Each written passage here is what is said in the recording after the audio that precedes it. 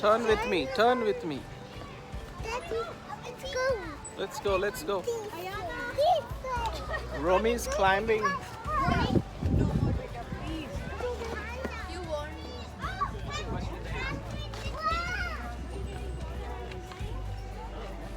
Dennis, you want to say hi? Hi. Enjoying the park? Yeah, enjoying the park with Anand and friends. Having a good time, good Father's Day. Yeah, we cut the cake and all, guys. So Thanks to our it was, wives. it was a fun day and organized by all the ladies in the group. So Yeah. we thank them from we're the bottom grateful. of our hearts. Yeah. Okay, guys. Bye. There is the rest of the gang there. Oh, they are already sitting on the camel. Guys, what are you doing? Is that a real Me camel? and Catherine go later. Is that a real camel, guys? Romy, get out of the picture. Yeah, no, it's not possible. Annie, look here. Oh, Look, Auntie.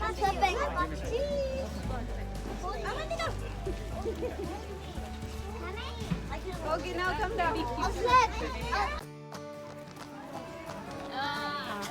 Wow. Perfect. The camel cannot see anything. You hold Ayana, okay? It's okay, you sit with her. You okay? Ready for your camel ride? Hold on to the tide. It's going to get up now. Anuta. Camel, look at me. It's not looking at you. Sorry. Make it talk to you. Let's see who makes it talk to you. Come on, Romy, make him talk to you. Catherine, go ahead. Call the camel. It's on the other side? Tell your name to the camel. And ask the camel's name. It's going away.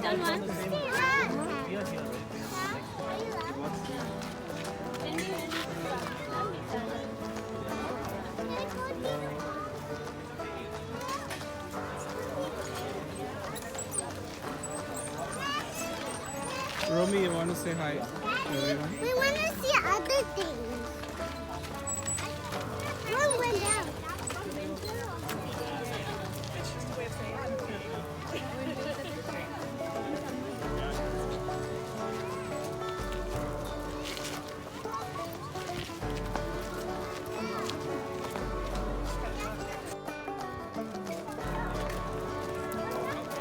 It's this one, right? 1300 Oh, does it?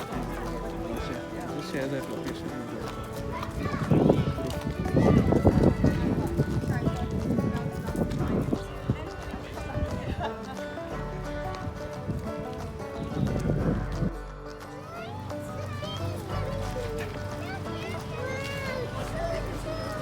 Hi, say hi.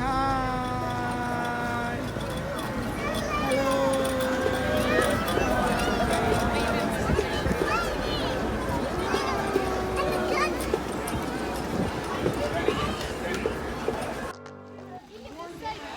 Hey guys, so we are in the Peterborough Park. It's called Riverview Park and Zoo. You can see behind. That's the Riverview Park and Zoo. So we came in the morning around 10:30 or so, and the drive is really good, right? From Oshawa to Peterborough. Like, it was a first for me.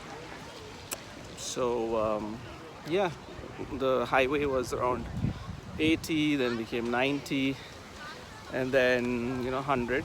So it was pretty good. 2-lane highways and beautiful landscape. There's Preksha there. Preksha, you want to hold my hand? You want to say hi? There are people watching you. Say hi. Hello, I'm Preksha. I'm Preksha. Yeah, this way, Preksha. So now we just don't run, Preksha. Those are stones, big stones. It has sharp edges. Okay. Yeah. So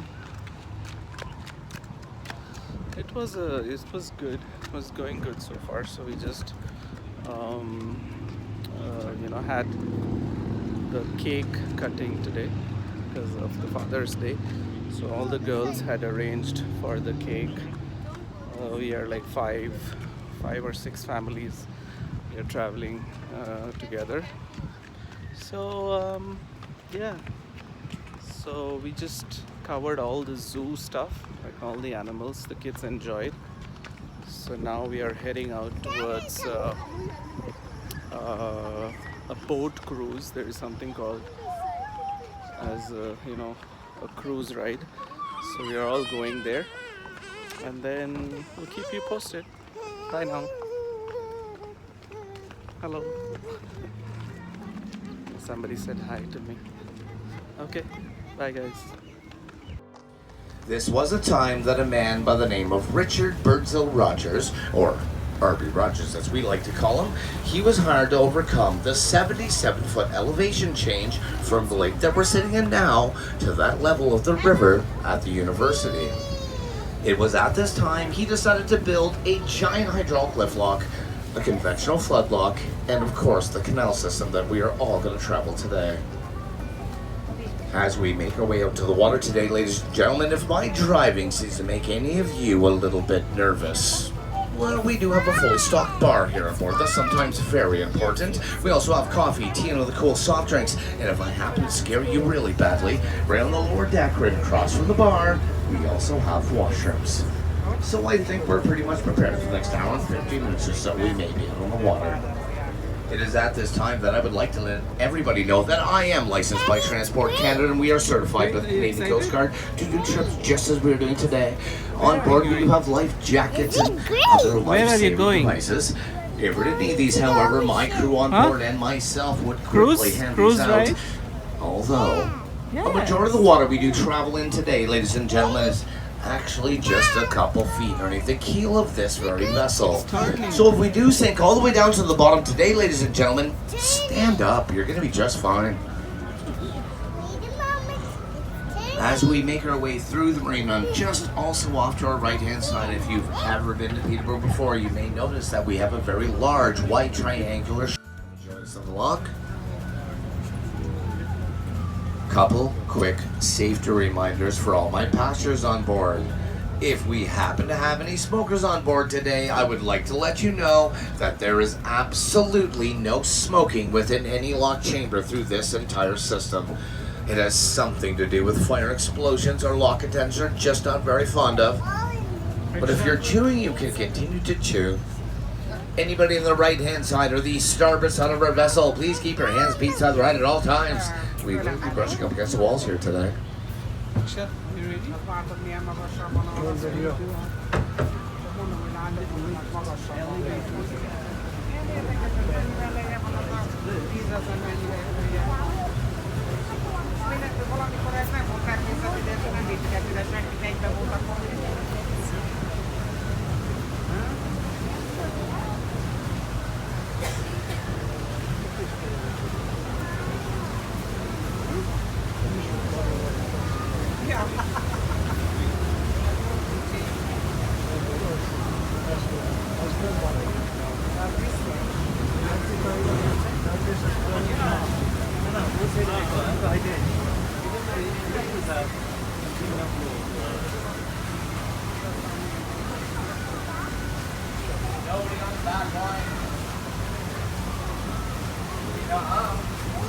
All the way up to the moon.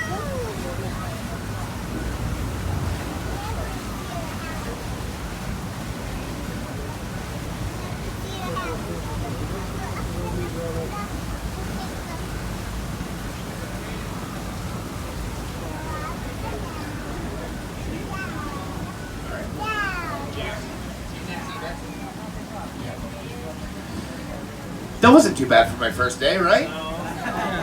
I might have to do this again tomorrow. It's not over yet. Never thank a captain until you're back at the Dodge. So of course our paddlers are going to join us. So when the paddlers come in, they're going to come. Hopefully they're going to sit right in behind us because that'll bring us up a little bit quicker. Now, don't get me wrong. Anybody wants to do the paddling, canoe, or kayak thing, I highly recommend it. It's a great way to spend the afternoon. Go over to Beaver Reed Park, rent a kayak, jump in the water, paddle around. All these kayaks have their passes paid. But why you would come to one of these locks, paddle in here, and spend 15 minutes flooding up when you could go to the wall, pull your kayak out of the water, go up the 15 stairs, and put it back on the water on the other side in 2 minutes is beyond me. But to one their own. I told you. Don't get me wrong. Like when I did the lift walk thing, I did the kayak thing, and it was awesome going up and down, paddling around. They're going up now. When I got back to this log, They're putting I it. didn't See, there's flood more down water this log. upstairs, No, right? it did not. So we're gonna go I there. showed up at the wall, I pulled my kayak out of the water, I walked over to the hill over here, I got in my kayak, rode the kayak down the hill, and almost landed in the water. It was awesome. But I get it, an experience there. So in behind us right now, everybody, these lock attendants walking around, lock attendant and a random person walking around in circles in behind us to close these large gates. We call these lock attendants in training. They always close these gates in a V formation. This is always facing upstream, so when the wind of the water comes into this lock, it actually holds these gates even tighter shut. When they're done closing the gates in behind us, the lock attendants will then and be able to tear it down for multiple venues across the city. Canada Day is just coming up, the beginning of the Music Fest, ladies and gentlemen. This piece of property in which it sits on, it is known as Delcurry Park. It's named after a local TV radio celebrity here in town, Mr. Delquery. But for many years, this piece of property was actually known as Hospital Point. Well, back in the early days, the only way to access this area was by water. So people would then very large brick chimney standing. Since then, they have rebuilt. They have added to this factory several times, and this is exactly where they make all the granola bars, hot cereals, cookies, and other such treats, which are shipped all over the world right from this very factory. But this factory is not so important as the river running along beside it. You see a little further up the river, everyone, is Trent University. And it is at Trent University where our waterway splits. A majority of the water travels down through several dams, hydroelectrical plants, right by Quaker Roads into this marina where we are all. 5-story wooden structure. It actually burned completely to the ground back in the early 1900s.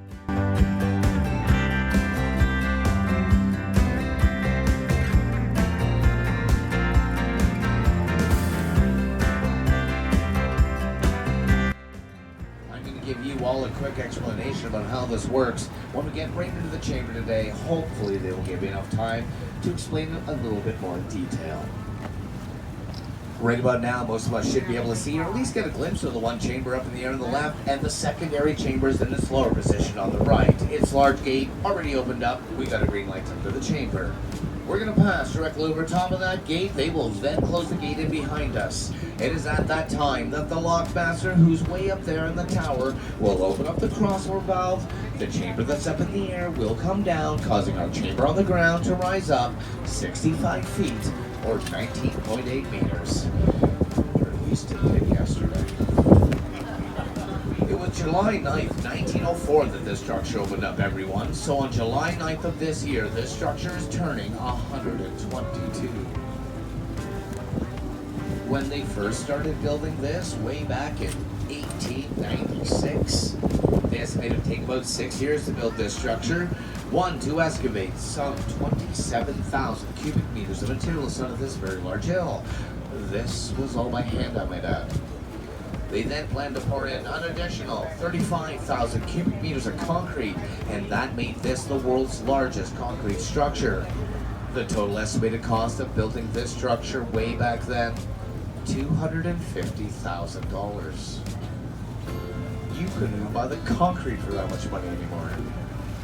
Although it did take them a little over 8 years to build this structure, they wound up topping off just a little over $350,000. But we all know that that was the first and only time that our federal government ever went over budget. Maybe not the only time. Getting a lot closer. Everybody see. I'm going to give you all a quick explanation about how this works. When we get right into the chamber today, hopefully they will give me enough time to explain it a little bit more in detail. Right about now, most of us should be able to see or at least get a glimpse of the one chamber up in the air on the left and the secondary chambers in its lower position on the right. Its large gate already opened up. We got a green light into the chamber. We're going to pass directly over top of that gate. They will then close the gate in behind us. It is at that time that the lockmaster, who's way up there in the tower, will open up the crossbar valve.